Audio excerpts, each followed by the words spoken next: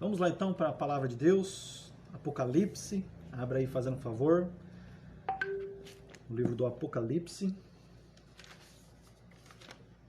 capítulo 3. Deixa eu abrir aqui também, Apocalipse, capítulo 3, nós vamos ler a partir do verso 7. Deixa eu só verificar se os irmãos do Facebook estão me vendo aí.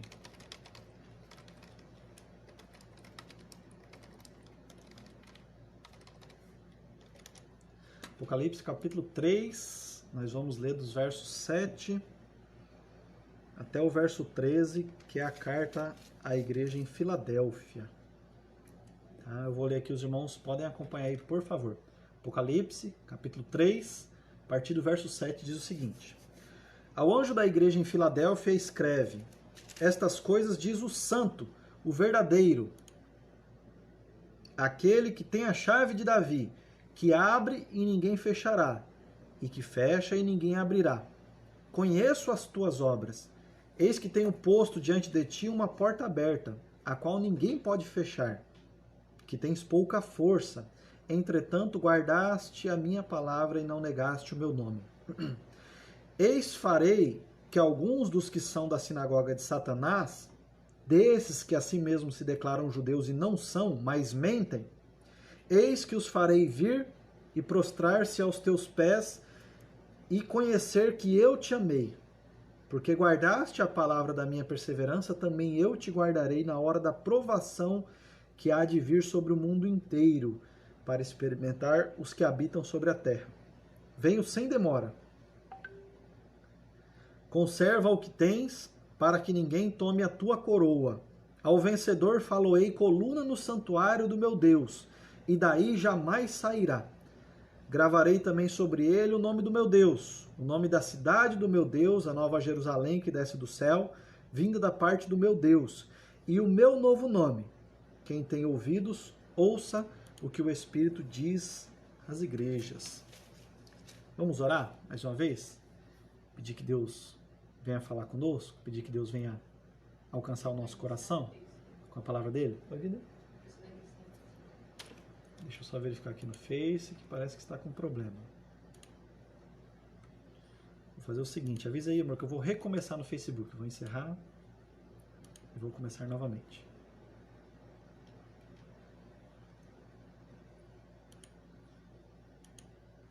Vamos ver. Só um segundinho, meus irmãos.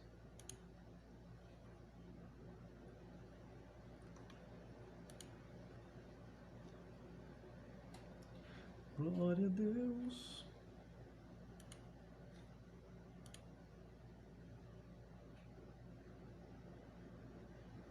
Infelizmente, transmissão tem dessas coisas, né? De vez em quando a gente enfrenta esses problemas. Mas nós vamos lidando com eles, enfrentando e conseguindo progredir.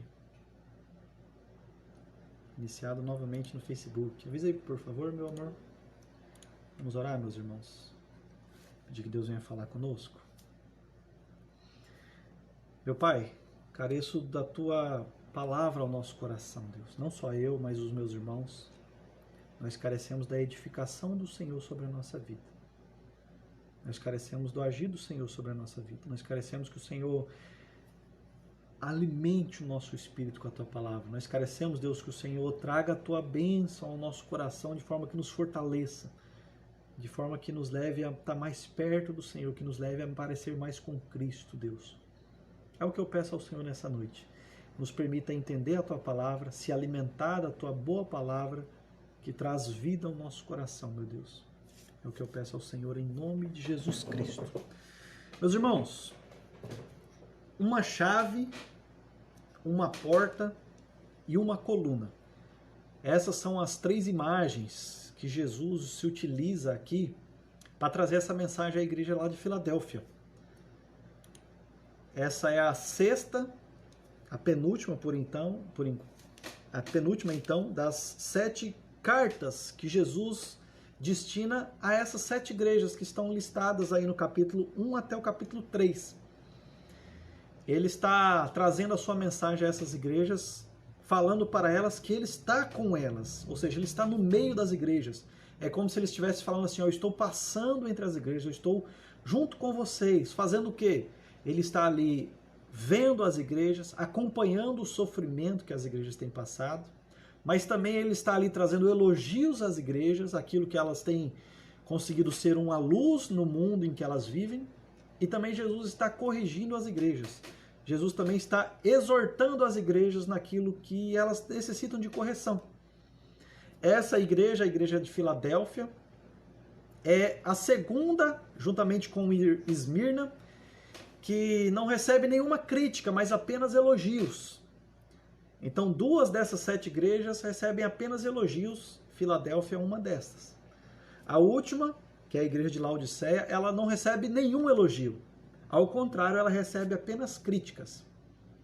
Então, Jesus, se dirigindo a Filadélfia, fazendo elogios a ela, ele está aqui confortando o coração desses irmãos diante da dificuldade que eles estão passando. E os elogiando no seguinte sentido: eles têm sofrido perseguição, mas eles têm conseguido resistir firme, mesmo diante da perseguição que eles têm enfrentado. A perseguição que eles enfrentam aqui nesse contexto é a perseguição dos judeus daquela cidade, daquela região. As igrejas nesse primeiro século, elas enfrentaram 3 tipos de perseguição. A primeira delas, iniciada algumas décadas depois que Jesus tinha subido aos céus, que foi a perseguição que os judeus fizeram contra o povo de Deus, começando lá em Jerusalém, dentro de Israel, e mesmo fora de Israel, onde eles tinham uma certa proeminência, onde eles tinham um certo alcance social, eles também perseguiam o povo de Deus, como é o caso aqui de Filadélfia. Outra perseguição que os cristãos sofreram nesse período aqui foi das demais religiões do Império Romano.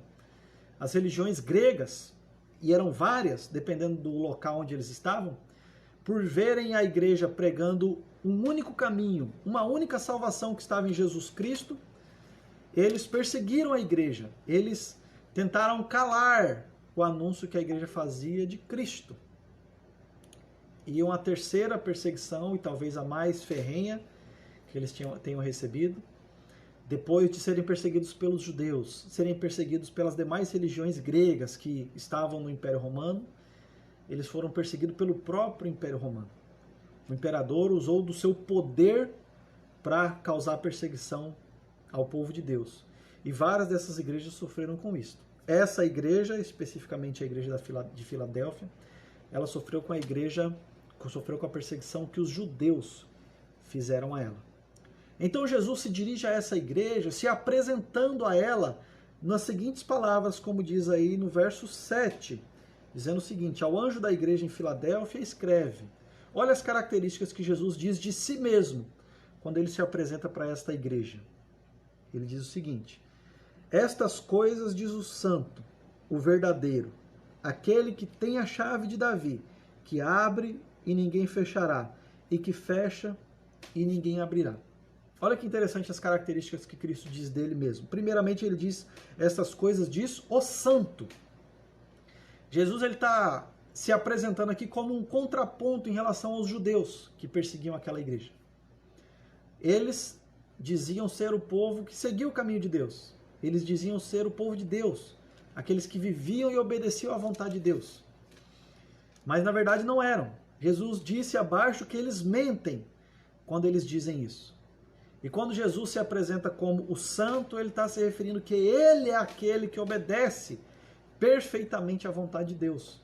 Diferente dos judeus, que abandonaram o caminho do Senhor por não terem crido em Cristo, ele se apresenta como aquele que é o santo, aquele que obedece a Deus, aquele que vive perfeitamente o caminho de Deus. Essa é a primeira característica que ele apresenta dele mesmo. A segunda característica que ele diz dele é o verdadeiro. Aquele, aliás, só o verdadeiro por enquanto, depois a gente vai pro aquele. Os judeus ali se arrogavam naquela cidade ao anunciarem que eles eram o verdadeiro povo de Deus. A pregação que eles faziam é que indicavam o verdadeiro caminho de Deus. E eles diziam que as pessoas não deviam seguir a Cristo, porque ele não era o Salvador. Então Jesus chega e diz aqui, se apresenta para essa igreja, eu sou o verdadeiro. Ele está se identificando como sendo ele o verdadeiro rei, o verdadeiro judeu, e inclusive o verdadeiro caminho para a salvação. Enquanto a pregação deles, ao dizer que eles eram o povo de Deus, Jesus disse que eles estavam mentindo, Jesus está dizendo que ele é o verdadeiro, ele é a verdade.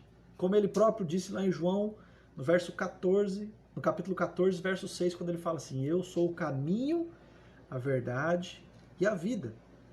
Ninguém vem ao Pai senão por mim. Então Jesus Cristo, ele é o verdadeiro caminho. Ele é a verdade. Ainda que outros caminhos se apresentem, dizendo serem caminhos que levam à salvação, dizendo serem os caminhos de Deus, dizendo ser o caminho daquilo que Deus revelou na sua Escritura, Jesus deixa claro que ele é o verdadeiro. Só existe um caminho que conduz para a salvação. E esse caminho é Jesus Cristo. Ele diz: eu sou o caminho. Ninguém vem ao Pai senão por mim.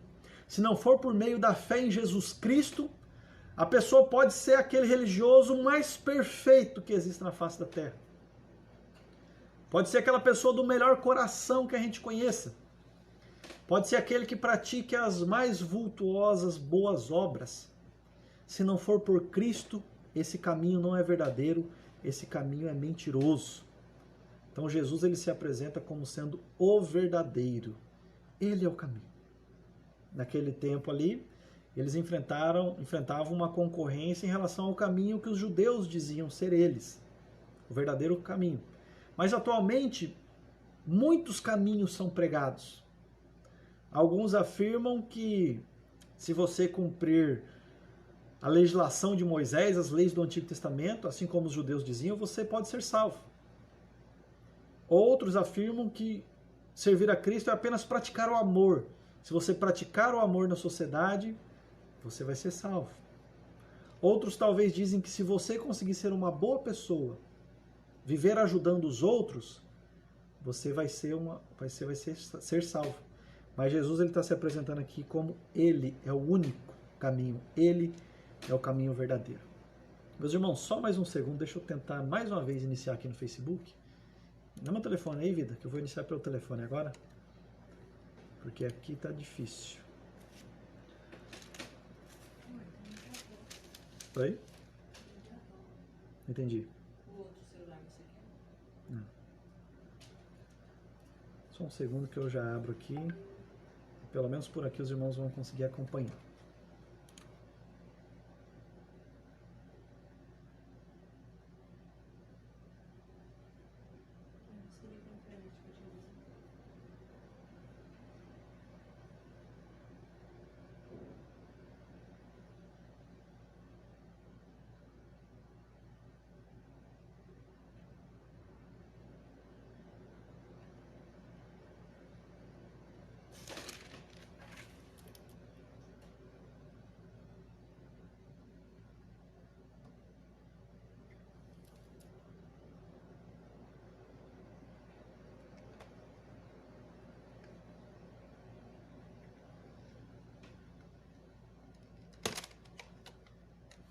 Entrando ao vivo novamente aqui no Facebook. Deixa eu avisar os irmãos aqui.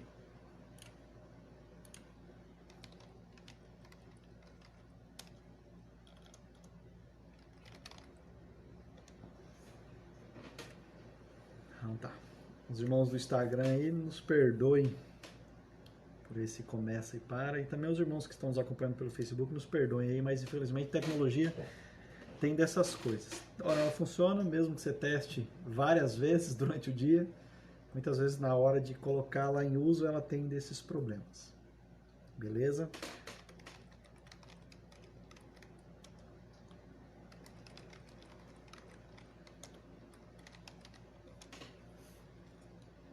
Obrigadão aí os irmãos que já estão voltando a nos acompanhar pelo Facebook. E os irmãos que estão com paciência e nos acompanhando no Instagram.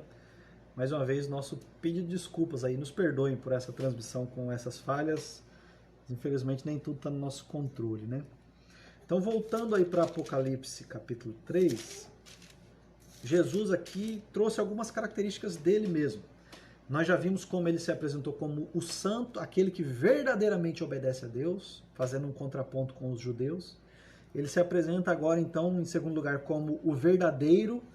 Ele é o verdadeiro caminho, ele é o verdadeiro Salvador. Seguir a Cristo, ter fé em Cristo, é a verdadeira forma de ser salvo. Não existe outro caminho, não existe outro que fez o que ele fez, não existe outro que subiu naquela cruz para nos salvar. Jesus é a nossa salvação e somente ele é o único caminho. E em terceiro lugar, ele se apresenta da seguinte forma: aquele que tem a chave de Davi, que abre e ninguém fechará, e que fecha e ninguém abrirá. Quando ele fala aquele que tem a chave de Davi, ele está se referindo ao rei Davi, o maior rei que Israel já teve. Então, como ele está apresentando para a igreja um contraponto com os judeus que perseguiam a igreja naquele tempo, ele recorre a um personagem dentre os judeus, a Davi, o rei Davi. E quando ele fala que ele tem a chave da casa de Davi, ele está se referindo àquele que tem a autoridade que Davi tinha, aquele que reina assim como Davi reinou, aquele que tem a chave da casa de Davi, aquele que está no trono. É isso que ele está querendo dizer. E de Jesus tinha-se dito a profecia que da descendência de Davi viria um que sentaria no trono de Davi, que seu reino seria para sempre, seria eterno, não teria fim. Esse é Jesus Cristo. O Novo Testamento identifica ele como esse personagem. Então, ele se identifica como esse que está reinando agora. Assim como Davi foi rei de Israel, Cristo agora é rei, não apenas de uma nação, mas rei de todo mundo. Ele tem toda a autoridade, ele tem todo o poder. Por isso ele exemplifica esse poder dizendo que essa chave de Davi, que abre e ninguém fechará, e que fecha e ninguém abrirá, se referindo à sua autoridade e ao seu poder. O poder e a autoridade de Deus que estão sobre Jesus Cristo. Ele tem essa autoridade e esse poder. Além disso, ele está se utilizando de uma profecia feita por Isaías, lá no capítulo 22, quando ele está reprovando Jerusalém pela forma que eles se diziam invencíveis, pela forma que eles diziam de si que eles eram as pessoas mais amadas por Deus. E isso subiu ao coração deles e eles foram arrogantes. Um dos seus líderes, deixa eu lembrar o nome dele aqui, lá em Isaías 22, que é Sebna, ficou tão arrogante que a profecia vem reprová-lo, dizer o seguinte: olha, eu vou remover você dessa liderança que você tem dentro de Jerusalém e eu vou colocar outro no seu lugar, o meu servo Eliaquim. Então, desse servo Eliaquim que ele colocaria no lugar de Sebna, ele diz, ó, esse é aquele que eu vou dar a chave da casa de Davi, a chave que abre e ninguém fechará, e que fecha e ninguém abrirá. Isaías está ali reprovando o povo de Israel, o povo de Deus. Jesus, quando ele diz que ele é essa pessoa, que Eliaquim era apenas uma representação dele, ele está aqui agora, ele próprio reprovando os judeus que viviam lá na Filadélfia, porque eles também estavam arrogantes, julgando serem eles o povo de Deus e não os cristãos que habitavam ali. E por isso eles perseguiam aqueles cristãos e mais ainda judiavam deles. Então, de certa forma, Jesus está reprovando eles nos mesmos termos que Isaías reprovou Jerusalém, ao dizer que ia tirar eles do lugar que eles estavam e que outro seria colocado no lugar dele. Então, Jesus diz que esse é aquele sobre o qual foi dada essa autoridade e esse poder. Então, quando Jesus se apresenta aqui usando esses termos no verso 7, ele está se apresentando como o verdadeiro caminho da salvação, em primeiro lugar. Não são os judeus mais o verdadeiro caminho da salvação. E aqui nós precisamos abrir um pouco os nossos olhos, porque sim, todo o Antigo Testamento, Deus usou profetas dentre o povo judeu. A revelação que Deus deu no Antigo Testamento foi toda dada aos judeus. O próprio Cristo nasceu sob a lei, ou seja, nasceu como um judeu, viveu como um judeu. Mas o próprio Cristo os reprovou, porque eles não creram em Cristo, não creram que Cristo era o Salvador. Pelo contrário, o rejeitaram. E por isso eles mesmos foram rejeitados. Então nós, cristãos, não temos mais que continuar achando que os judeus, o povo de Israel, é um povo querido de Deus, como muitas igrejas atualmente afirmam. Que Israel continua sendo aquele povo querido de Deus. Na verdade, as palavras que Jesus se refere aos judeus são duras. Ele diz deles que eles são os galhos que foram arrancados da videira. O caminho para eles serem salvos agora é o mesmo caminho nosso, é crerem em Cristo, para que eles sejam enxertados na videira. Todo aquele privilégio que eles tiveram no Antigo Testamento, de terem os patriarcas, a revelação de Deus dada a eles por todo o Antigo Testamento, o próprio Salvador ter vindo dentre os judeus, eles jogaram tudo isso fora porque não creram no Salvador Jesus Cristo.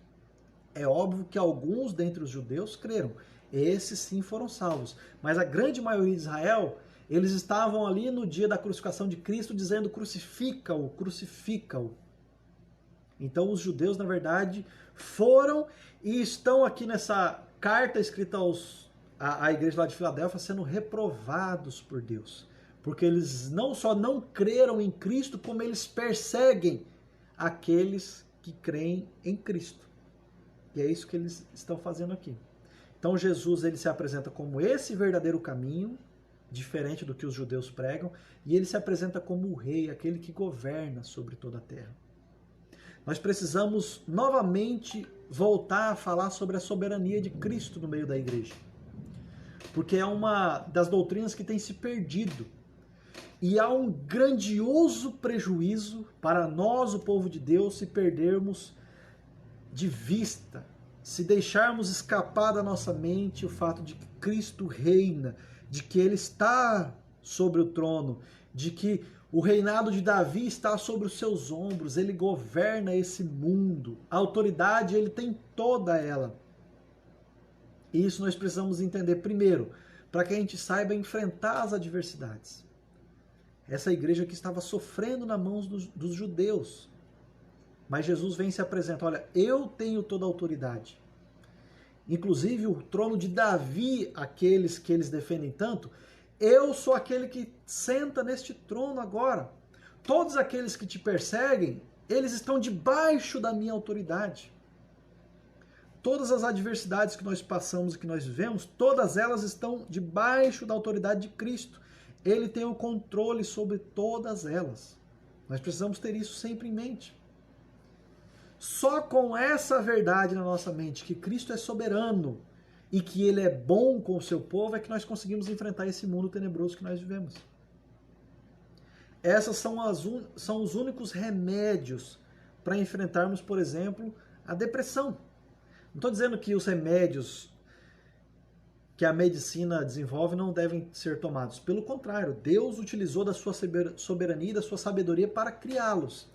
Mas aquilo que transforma o nosso espírito é somente isso, sabermos e reconhecermos, o meu Cristo é soberano, Ele é bom, Ele conduz essa história com seu poder e sua autoridade, e eu vivo debaixo da sua bondade. Então é assim que nós conseguimos enfrentar esse mundo, nós precisamos relembrar bem disso sempre. Bem disso sempre. E para esses irmãos aqui, isso foi como que um bálsamo ao coração deles. Porque a forma como os judeus pregam e pregavam desde o Antigo Testamento é da seguinte forma, olha, aquele povo que Deus abençoa e ama é aquele povo que Ele faz grande e que Ele faz próspero. Porque na verdade no Antigo Testamento foi assim que Deus demonstrou o seu cuidado com Israel, fazendo deles uma grande nação próspera, vencendo os seus inimigos, os seus vizinhos, povos inimigos, e fazendo eles terem paz, um grande reino. Então, quando os judeus estão lá em Filadélfia, e por onde os judeus estavam espalhados no Império Romano, eles tinham uma pompa, eles se davam bem com o comércio da cidade, porque eles são comerciantes desde sempre. Eles tinham posses, eles tinham poder na cidade, muitas vezes eles tinham autoridade na cidade, conseguiam cargos na administração da cidade. Então eles que prosperavam na cidade, eles falavam assim, olha, tá vendo o povo de Deus? Eles são fracos, eles são pobres. Deus não ama eles, Deus ama a nós. Veja como Ele está nos fazendo próspero, como Ele está nos abençoando. E essa igreja lá de Filadélfia, o próprio Cristo diz que sabia que eles não tinham força. Isso quer dizer o quê? Que eles eram pequenos, que eles eram pobres, que eles não tinham a influência política que os judeus tinham na cidade. Então os judeus usava isso para afirmar, nós é que somos o povo de Deus. Deus está abençoando a nós e não esses pobres, escravos, muitas vezes, miseráveis, que têm sofrido, na verdade, o castigo de Deus. Então Jesus se apresenta dessa forma para esse povo como rei, para que eles saibam, olha, apesar de vocês serem fracos, não se preocupem, porque o seu Senhor é o rei. Eu reino, eu sou o verdadeiro caminho. Eles acham que eu estou abençoando eles, que eles são o povo de Deus, mas na verdade eu sou o verdadeiro judeu. E aquele que crê em mim é que vive debaixo do meu cuidado, da minha soberania. Então Jesus se apresenta dessa forma para essa igreja. E na sequência ele faz aquilo que ele tem feito em todas as cartas. Ele diz conhecer a realidade daquela igreja. Então ele descreve a realidade dessa igreja da seguinte forma, a partir do verso 8. Conheço as tuas obras. Daí aqui ele abre um parênteses. Eis que tenho posto diante de ti uma porta aberta, a qual ninguém pode fechar. Fecha parênteses. E diz depois, que tens pouca força. Vamos tirar o parêntese para a gente conseguir entender a frase inteira, que diz o seguinte. Conheço as tuas obras, que tens pouca força. Entretanto, guardaste a minha palavra e não negaste o meu nome. Para todas as igrejas, Jesus está deixando claro que ele conhece a situação das igrejas.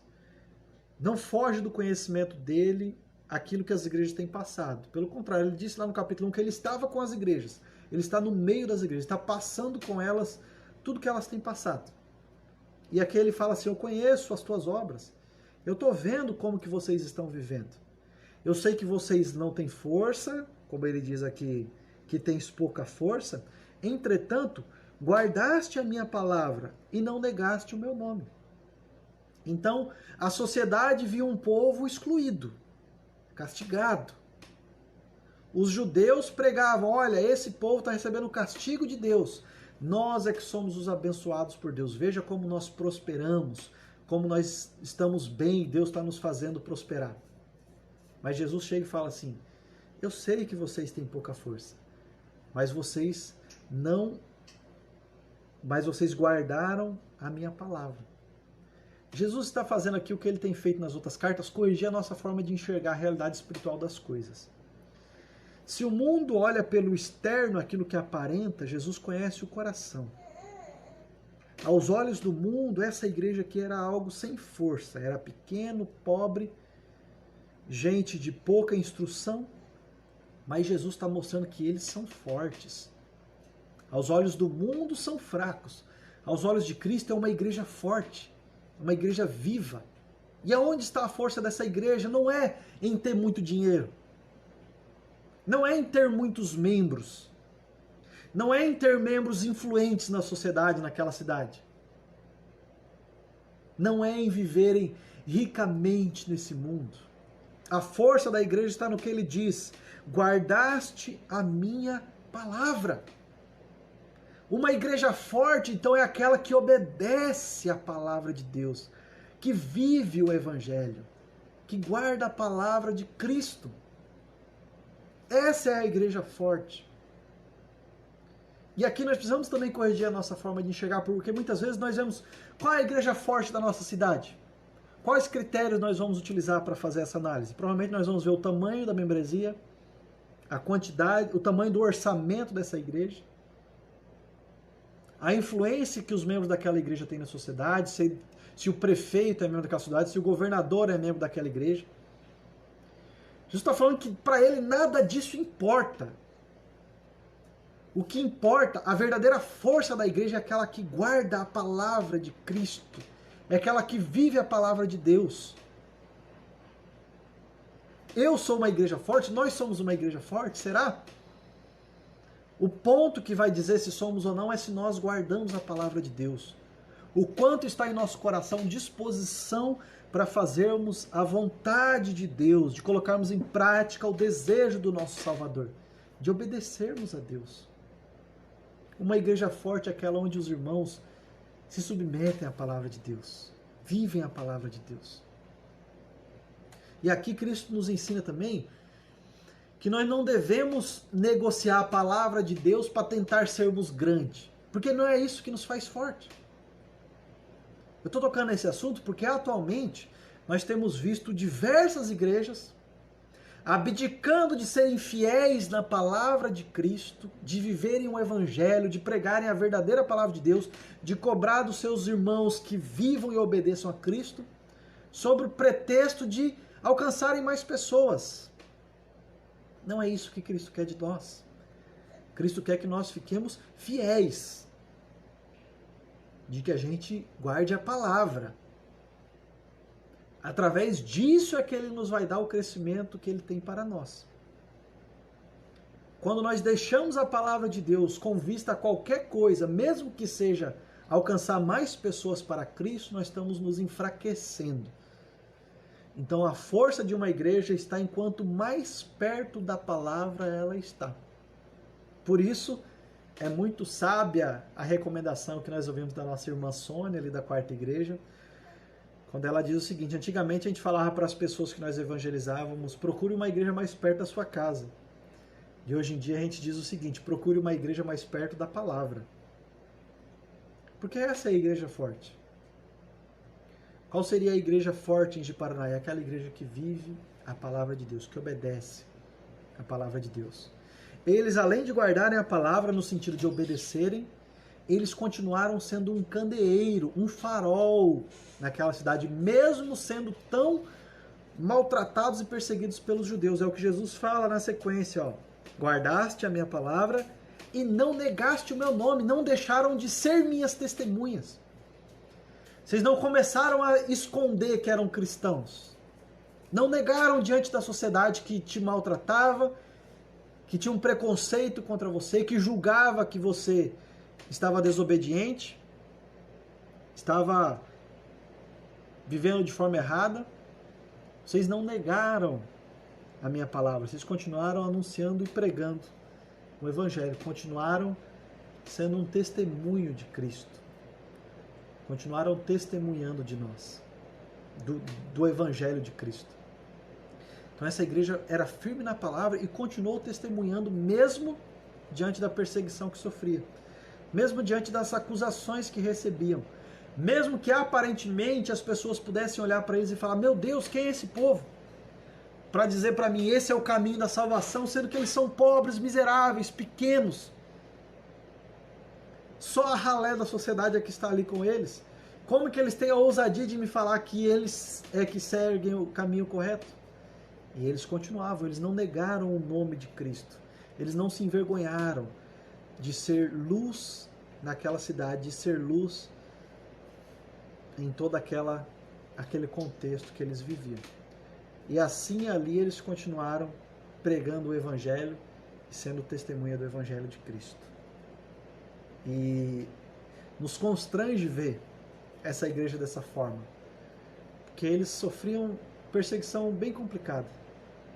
Eles sofriam uma forte perseguição dos judeus. Não era pouca coisa. Os judeus se juntavam com os romanos para denunciar os cristãos, para fazer falsas acusações, inclusive, contra os cristãos. Acusavam eles de canibalismo, porque eles ceavam, diziam comer o corpo e o sangue de Cristo. Acusavam eles de serem insubmissos a Roma, porque eles se negavam a adorar o Império Romano. Então os judeus que não tinham autoridade para condená-los à morte, muitas vezes se aliavam aos romanos para que os cristãos fossem mortos pelas falsas acusações que eles levantavam contra os cristãos. Os irmãos que ainda estão nos acompanhando no Facebook aí, se puderem, vão lá para o Instagram, que eu não sei até quanto tempo que o negócio vai perdurar aqui, porque ele está num cai e volta que está complicado. Se você tiver Instagram, nos acompanhe lá no Instagram da Igreja de PBJão, que eu creio que vai ser mais constante acompanhando essa mensagem. Beleza? Então Jesus continua dizendo dessa igreja o seguinte: ele diz que conheço as tuas obras, que tens pouca força, entretanto guardaste a minha palavra e não negaste o meu nome. Vamos agora para o parênteses que a gente tinha tirado dessa frase, que diz o seguinte: eis que tenho posto diante de ti uma porta aberta, a qual ninguém pode fechar. Jesus disse que ele tinha a chave de Davi, que tinha autoridade para fazer isso, que ele diz agora que eu abro diante de vocês uma porta. O que ele quer dizer com isso? Ele está concedendo a essa igreja oportunidade de evangelizar, oportunidade de pregar o evangelho para eleitos de Deus, Oportunidade de que a pregação deles alcançasse o coração dos seus ouvintes. Isso que ele quer dizer com que eu abri uma oportunidade. Porque a conversão daqueles que ouvem a mensagem da igreja é Cristo quem faz no coração deles. Então ele tem essa autoridade de abrir essa oportunidade, de abrir essa porta, de usar a igreja para fazer com que o evangelho alcance o coração das pessoas. E no meio da sociedade que eles viviam e que nós vivemos, que rejeita o evangelho, Cristo é quem abre essas oportunidades, Cristo é quem abre essas portas. Nesse caso aqui, é difícil saber a que especificamente, qual seria essa oportunidade especificamente que ele diz. Pode ser que ele está se referindo que ele permitiria que vários judeus das sinagogas se convertessem à salvação. Por quê? Porque ele diz lá na frente, logo na sequência, que ele ia fazer que alguns dos que são da sinagoga de Satanás se prostrasse diante da igreja e reconhecesse que eles são amados de Cristo. Então, imagino eu que essa é a questão mais provável. Qual é essa porta, essa oportunidade que ele estava abrindo? Provavelmente ele usa esses cristãos que eram perseguidos por essa sinagoga, ele ia usar o testemunho deles para que alguns dentre os judeus se convertessem. Imagino eu que é esta porta que ele está se referindo. Que ele ia fazer com que os testemunhos desses cristãos, apesar de tudo que eles viviam, tivesse efetividade e alcançasse o coração de alguns desses judeus, que Deus tinha eleito para este fim, para que eles crescem na palavra. Então aqueles que estavam perseguindo a igreja, alguns deles iam se converter pelo testemunho desses irmãos, maltratados, passando por dificuldades e necessidades, mas que continuavam fielmente testemunhando.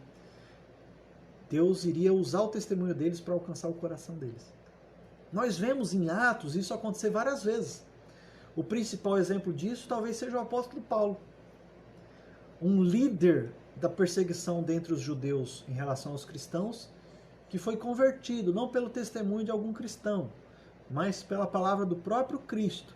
Ainda que o testemunho de Estevão deve ter tido influência, pela forma como ficou registrada. Então, não só Paulo, mas a gente vê vários exemplos no livro de Atos de quando os irmãos pregavam nas sinagogas, isso aumentava a perseguição dos judeus em relação aos cristãos. Mas tinha vários ali que se convertiam. Então Deus está falando para essa igreja, eu vou abrir uma porta. Eu coloco uma porta aberta diante de você. O seu testemunho, pode continuar testemunhando, que o seu testemunho vai ter efeito, vai alcançar o coração daqueles que eu abrirei para ouvir essa palavra. Jesus é quem abre essa porta. O papel da igreja é continuar pregando e aproveitando as portas que Cristo abre. Esse é o nosso papel. Lembra que ele se apresentou como aquele soberano que tem essa chave? Então, meus irmãos, nós podemos confiar que Cristo tem poder para abrir qualquer coração, qualquer oportunidade, por mais fechado que seja aquele grupo que nós queremos pregar, por mais fechado muitas vezes que seja a nossa família em relação ao Evangelho, os nossos amigos, por mais fechado talvez que alguém se apresente em relação ao Evangelho, aquele Cristo que nós testemunhamos, ele tem poder para abrir o coração da pessoa mais dura que existe nesse mundo. É ele quem abre a porta. A chave de Davi que ele diz que tem na mão, ele abre a porta e ninguém pode fechar. Ninguém pode impedir que o Evangelho alcance aqueles que Deus tocar por meio da pregação do Evangelho. Então nós, igreja, devemos ser incentivados por isso, a pregar o Evangelho. Nós pregamos uma mensagem poderosa, que tem poder para quebrar qualquer coração de pedra. O que vai definir aquele coração que vai se quebrar e aquele coração que permanece duro é o Cristo. A chave para abrir as portas não está em nossa mão, está na mão de Cristo. E Ele nos chama para pregar o Evangelho. Nós devemos aproveitar as oportunidades que Ele nos dá, porque é Ele quem está abrindo essas portas. E essa igreja estava fiel nesse ponto. Eles não se envergonhavam do nome de Cristo, ou seja, eles continuavam testemunhando de Cristo, mesmo sendo perseguidos pelos judeus. Eles pregavam para aqueles que perseguiam a eles. E muitas vezes eram esnobados por isso, apanhavam por isso, eram maltratados por isso, perdiam seus bens por causa disso, algumas vezes até a própria vida por causa disso. Mas eles continuavam testemunhando. Lembre-se de Estevão. Ameaçado de ser morto, o que ele faz? Ele testemunha diante do Sinédrio. Testemunha com ousadia, porque ele sabe que essa mensagem é poderosa, porque Cristo tem a chave de Davi na mão. A porta que ele abre, ninguém pode fechar. Não há Satanás, não há circunstâncias, não há pecado, não há nada que impeça o evangelho de quebrar aquele coração que Cristo quer alcançar. E a ferramenta que ele tem para fazer isso somos nós, a igreja. Se a nossa força é obedecer a palavra, como ele bem disse, a nossa ferramenta é o testemunho de Cristo. Essa é a nossa ferramenta. Meus irmãos, e se os judeus se arrogavam de ter influência na sociedade, como eles diziam ter, os cristãos é que podem dizer que tem a maior influência que qualquer sociedade pode ter, que é de fazer um morto reviver, que é de fazer alguém que está inimigo de Deus ser reconciliado com Deus, que é de fazer alguém que tem um coração de pedra ouvir o evangelho e se converter a esse evangelho. Muitas vezes a gente busca a outra influência, a gente quer ter na igreja grandes políticos, a gente quer ter na igreja muito dinheiro, a gente quer ter na igreja aquela habilidade de se enturmar com os poderosos da cidade. A influência que nós temos que ter na sociedade é prega o evangelho, prega a salvação, não se envergonhe do nome de Cristo, anuncie o reino dos céus. Essa é a verdadeira influência. Com a influência política nós vamos conseguir no máximo algumas cestas básicas, alguns privilégios políticos, dinheiro. Mas obedecendo a palavra e pregando o evangelho, nós vamos conseguir ser candeeiros na cidade, nós vamos conseguir ser farol, nós vamos conseguir ser ferramentas nas mãos de Deus para ressuscitar os mortos que estão perambulando pela nossa cidade, perdidos, caminhando para o inferno. Então, preguemos. Cristo deixou uma porta aberta diante dessa igreja, para que ela não perdesse essa oportunidade. E ele diz o seguinte, verso 9, explicando a que ele se refere a essa porta, né? Eis, farei que alguns dos que são da sinagoga de Satanás, desses que a si mesmos se declaram judeus e não são, mas mentem, eis que os farei vir e prostrar-se aos teus pés e conhecer que te amei. Ele não está falando que os judeus iam adorar os cristãos. Ele está falando que eles iam se curvar diante da mensagem dos cristãos, de que realmente eles são o povo de Deus e que Cristo é o único caminho, que ele amou a sua igreja. É isso que ele está dizendo. Por isso eles reconheceriam, verdade, realmente Cristo amou vocês. Aos olhos do mundo vocês são como escárnio, mas na verdade vocês são o povo de Deus. É isso que eles fariam quando Cristo convertesse o coração deles. Alguns dentre essa sinagoga, que ele chama de sinagoga de Satanás. Verso 10. Porque guardaste a palavra da minha perseverança, também eu te guardarei na hora da provação que há de vir sobre o mundo inteiro. Porque esses cristãos estavam fiéis, Cristo consola o coração deles para relembrar eles o seguinte: eu também sou fiel. Vocês são fiéis a mim, vocês não ficarão sem cuidado que vocês precisam. A hora da tribulação, ela mostra, na verdade, o quanto nós estamos nos afastando de Deus e precisamos voltar para Ele. E ali nós descobrimos, realmente, Deus é fiel, Ele continua fiel a nós. Aqueles que permanecem fiéis a Deus experimentam no dia da tribulação a fidelidade de Deus, o cuidado de Deus. Qual seria essa provação que há de vir sobre o mundo inteiro para experimentar os que habitam sobre a terra? Nós não temos como saber a que ele se referia. Mas, na verdade, Apocalipse nos relembra nos próximos capítulos que constantemente aconteceriam esse tipo de provação sobre toda a terra. As trombetas que ela representa ali são catástrofes que acontecem na terra para nos alertar, para nos provar, para nos aproximar mais de Deus. Como, por exemplo, essa pandemia que nós passamos. Deus tem feito acontecer uma grande provação sobre toda a terra. alcançando a toda a humanidade, para provar os nossos corações. E essa não é a última que vai acontecer, a não ser que ele volte, não sei. Se ele não voltar agora, virão outras, e virão outras. Cristo trará isso várias vezes sobre a terra, para provar os corações. Mas ele está afirmando aqui que ele vai nos guardar em todas elas. Ele vai nos proteger. Aqueles que são de Cristo estarão seguros no caminho. Não quer dizer que ele nos livrará da dor e do sofrimento. Pelo contrário, nós estamos passíveis dos mesmos sofrimentos. Mas nada disso pode nos tirar da mão de Deus. Alguns podem afirmar, Deus os abandonou, veja como eles estão morrendo, Deus abandonou eles. Nada. Nem essas provações, nem essas acusações, nem nada pode nos tirar da mão de Deus, porque Ele é quem nos sustenta. Ele diz aqui que vai nos guardar. Verso 11, venho sem demora. Conserva o que tens, para que ninguém tome a sua coroa. Pastor Hernandes Dias Lopes interpreta essa coroa aqui da seguinte forma. É o privilégio que a igreja tem de testemunhar Cristo no meio do mundo perdido e caótico que eles vivem. Não se referindo à coroa da salvação, mas esse privilégio de serem instrumentos desse que está sobre o trono, esse que é rei. Então é como se o rei colocasse a coroa sobre nós para nós representarmos ele quando nós pregamos o seu reino. Então ele fala para nós continuarmos dessa forma, porque ele reconheceu que essa igreja guardava a sua palavra e continuava testemunhando de Cristo, não se envergonhava do seu nome. Por isso ele diz, conserva o que tens, ou seja, permanece assim. Continue firme. E dessa forma eu não vou tirar de vocês esse privilégio de serem instrumentos meus para que o meu reino se expanda sobre a terra. Pregar a Cristo é um privilégio, é uma coroa que ele coloca na nossa cabeça. Outras igrejas, dentre essas que ele escreveu o Apocalipse, por exemplo, a igreja de Éfeso, ele exortou também para que eles permanecessem. E eles não se corrigiram.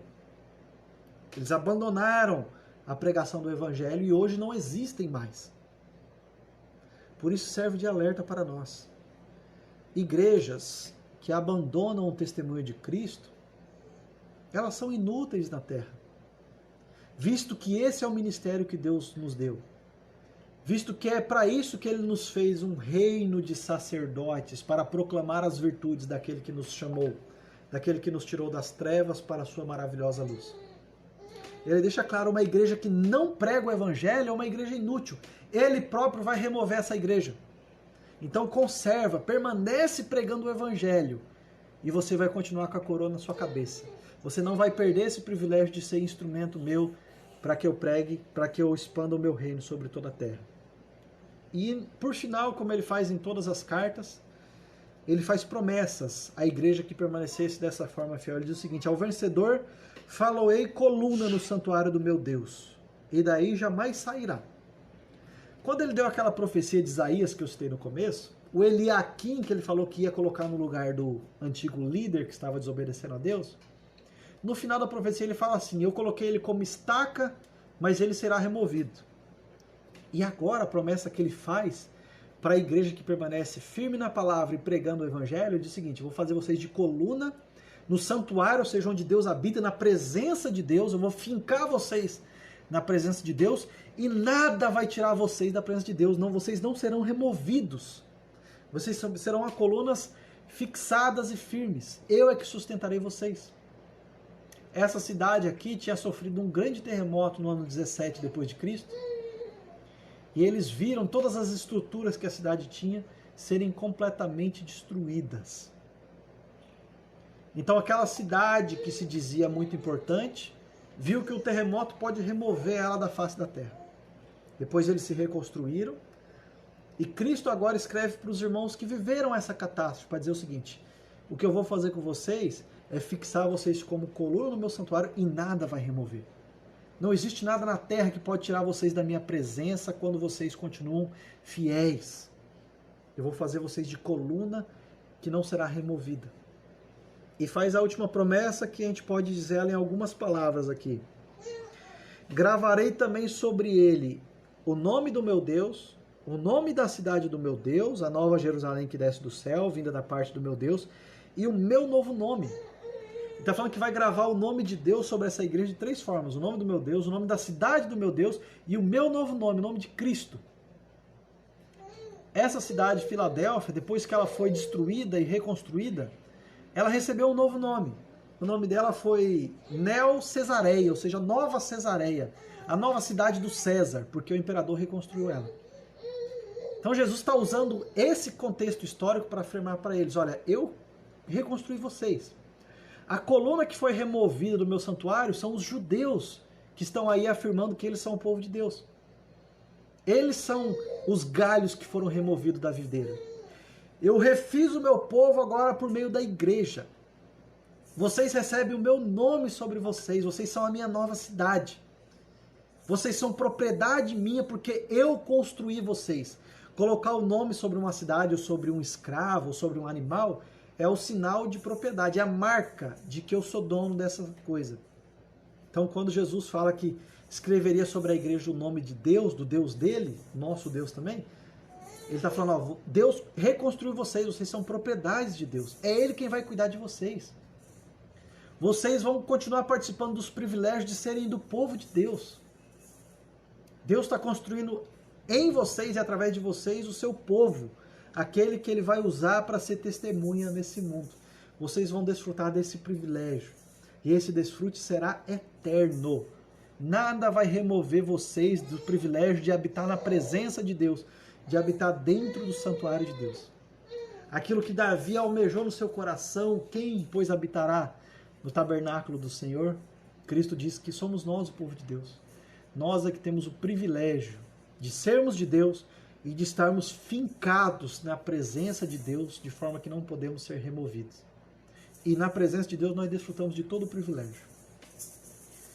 Talvez do mundo nós recebemos apenas reprovação, rejeição, acusações, castigos, como Cristo recebeu. Mas de Deus nós recebemos grandes privilégios de viver na presença dele. E ele finaliza dizendo, quem tem ouvidos, ouça o que o Espírito diz às igrejas. Que Deus então alcance o nosso coração com essas palavras. Obrigadão, meus irmãos que estão com paciência nos acompanhando, mesmo com as dificuldades que nós tivemos aqui no Facebook hoje. Mas espero que Deus tenha falado ao nosso coração. Vamos orar? Vamos colocar nossa vida nas mãos de Deus? Meu Pai, eu quero pedir que a Tua instrução que o Senhor trouxe sobre a Tua igreja venha alcançar o nosso coração.